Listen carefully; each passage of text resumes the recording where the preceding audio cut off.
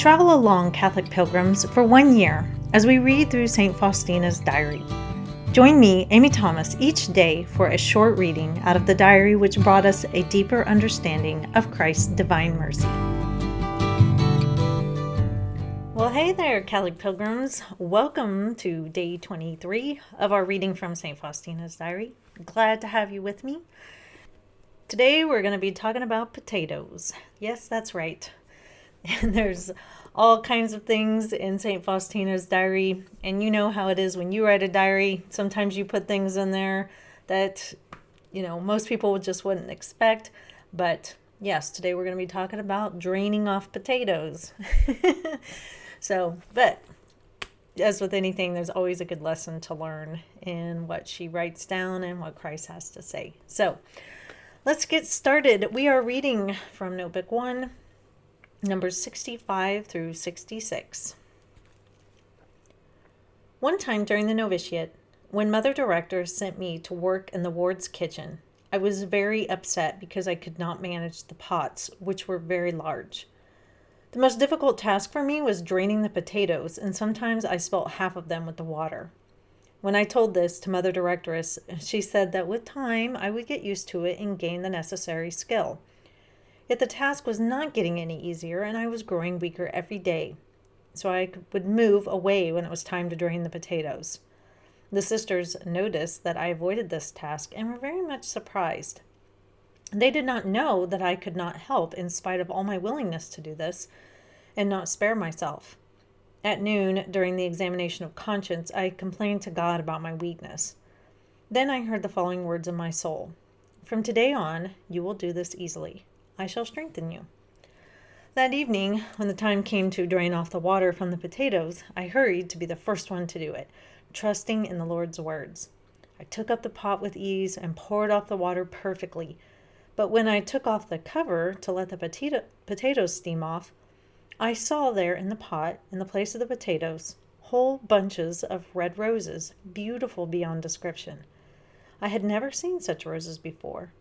Greatly astonished and unable to understand the meaning of this, I heard a voice within me saying, "I change such hard work of yours into bouquets of most beautiful flowers, and their perfume rises up to my throne." From then on, I have tried to drain the potatoes myself, not only during my week when it was my turn to cook, but also in replacement of other sisters when it was their turn. And not only do I do this, but I try to be the first to help in any other burdensome task because I have experienced how much this pleases God.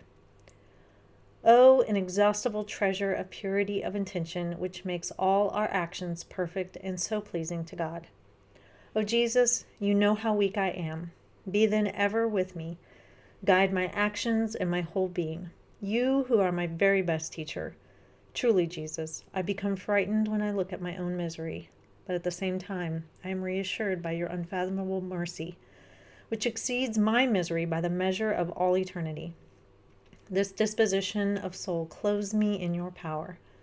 O joy that flows from the knowledge of oneself! O unchanging truth! Your constancy is everlasting. Okay, so potatoes. Who hasn't had this problem before, right? Draining off a giant pot of potatoes. Oh man, I actually love this because I love these very, very everyday insights into her life, because these are the things that we really can relate to. Most of us aren't mystics, so like these everyday things where she's frustrated because she can't take this gigantic pot and drain off the potatoes properly, otherwise she spills it. That's just life. That's just real life. And it happens to all of us. And man, I wish I could drain off some potatoes, open it up, and there'd be some beautiful roses inside of there. But what are we meant to take from this? When I was Protestant, in the Protestant community, for the most part, there is not this, the teaching that even our smallest tasks, even our most undesirable tasks, can be offered up as a prayer for others. I was never taught that. I had never heard it. I went to several different kinds of Protestant churches. I'm sure there are those out there that do teach it. However, it's not something that's widespread across the board. But when I came into the Catholic Church and I learned that If you hate doing laundry, if you do it and you offer that burdensome task as a prayer for your friend who maybe is going through chemo, it can be done as a prayer for that person. Wow, now I want to do that prayer or do that chore. I really want to do that chore. And the burden of it becomes lighter because I'm doing it out of love for my friend. And I love that idea. As a military spouse, one of the things I absolutely hate when it's moving time is cleaning the house. I hate it, I hate it, I hate it.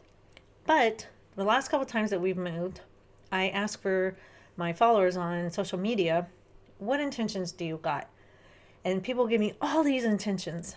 And when I go into a room before I start cleaning, I take all those intentions and I say a prayer for all those intentions. And I said, Lord, I do not want to clean this room, but I do want to offer these intentions. And if in cleaning this room, it can, I can bring these intentions to your throne, then so be it, and it will lighten my burden.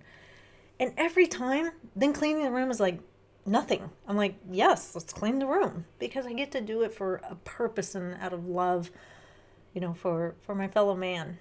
So another thing I think that's important to talk about here is the potatoes. That's such a small thing, right? I mean, she's writing this down, and what are we supposed to take from her struggling around in the kitchen with a task that's kind of seemingly not that big of a deal? But we all experience this. We all are trying something new for the first time, or there's something that we're doing and we're just getting frustrated because we aren't doing a good job at it. And I think what it shows us is that even in the small things, Jesus wants to be there with us. And so often we only invite him in when we've got something really heavy on our hearts.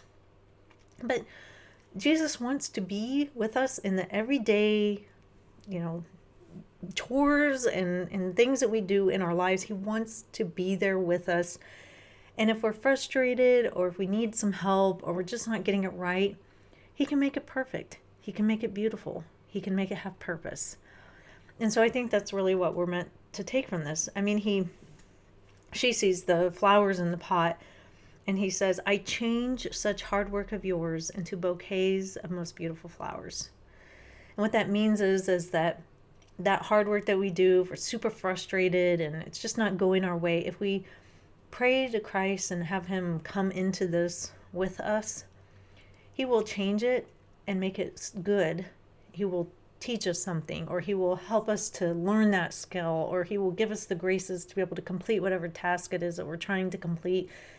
And it will become like beautiful flowers. Instead of this horrible thing that's weighing us down, it will be beautiful and fragrant and wonderful. And that's, I think, what we're meant to see out of this. I love this idea. It's one of the things that I love, and I'm so glad that the Catholic Church teaches this, is that even in the small, minor things of our life that we just don't want to do. I don't want to clean the bathroom again. I don't want to do this again. I don't want to make dinner again. Or I'm not getting this thing right. Even in the small things, if we invite Christ into it, it becomes a prayer to him. It becomes a way to glorify him. And gosh, that gives such purpose to our lives. So think about that, Catholic pilgrims. As you're going about your day and you're doing those things that, maybe you're frustrated with or you're struggling with, even if it's small, Jesus most definitely wants to be there with you during that time, and he will make it into a bouquet of beautiful flowers. So that's all for today, Catholic pilgrims. I will see you back here for day 24. We are getting towards the end of January. I cannot believe it. But until then, Catholic pilgrims, live the faith boldly and travel well.